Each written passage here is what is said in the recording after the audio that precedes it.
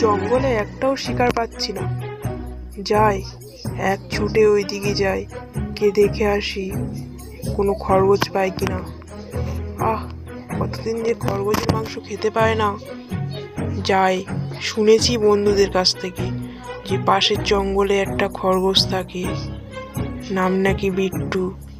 তাকে যদি পাই আজকে রে, মজা করে খাবো। সাবধানে যেতে হবে আমাকে, আস্তে আস্তে যাই।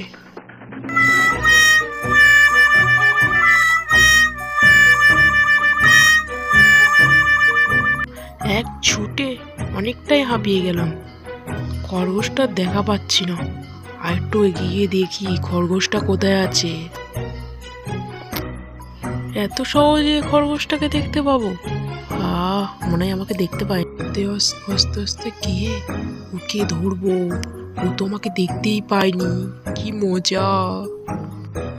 ও টমটা আমাকে দেখে হাসছে, হাসুক হাসুক, আমি যে কি বুদ্ধিমান সেটা তো জানে না, ধীরে ধীরে বুঝতে পারবে। তোমার নাম বুঝি বিট্টু? হ্যাঁ গো টম দাদা, তুমি কি পথ ভুলে এসছো নাকি এই জঙ্গলে? হ্যাঁ হ্যাঁ গো বিট্টু, চলে তো এসছি। তা কি করছো একা একা? ও টম দাদা, এই তো একা একা বসে বসে দেখো না মুখ চুলকাচ্ছি। আর ঘাস খেতে গিয়ে মুখটা যেন কেমন একটা হচ্ছে, ওই জন্য খুব চুলকাচ্ছে। তা টম দাদা, তুমি তো খুব সুন্দর দেখতে, একটাও দেখিনি তোমাদের মতন এরকমই দেখতে। কি বলো না, আমি নাকি সুন্দর? আমার প্রেমিকা আমাকে ছেড়ে চলে গিয়েছে। হ্যাঁ গো টম দাদা, তুমি খুব সুন্দর দেখতে, তুমি কি আমার বন্ধু হবে? খরগোশটাকে খেতে এলাম আমি, আবার বন্ধু হবে? দেখি কি হয়। কি ভাবছো ও টম দাদা? হ্যাঁ নিশ্চয়ই তোমার বন্ধু হব, কেন হব না? তুমি আমাকে এত ভালোবাসা দিচ্ছ, আমি তোমার না বন্ধু হয়ে থাকতে পারি? তাই বলো, আমিও কি ভাবছিলাম, তুমি কি আর 5টা বিড়ালের মতন খাও নাকি টম দাদা, খরগোশদের মেরে? আমি তো তোমার বন্ধু, আমি তোমার খেতে পারি, বলো বিট্টু। তাই বলো, আমি তো ভয় পেয়ে গেছিলাম টম দাদা তোমাকে দেখি। ঠিক আছে, আজ থেকে আমরা বন্ধু হলাম। বাবা, খরগোশটা তো হেভি চালাক, একে তো খাওয়া যাবে না, ধীরে সুস্থে খেতে হবে। তাহলে আসছি আমি বিট্টু, কালকের আবার দেখা হবে। ঠিক আছে টম দাদা, তুমি যাও।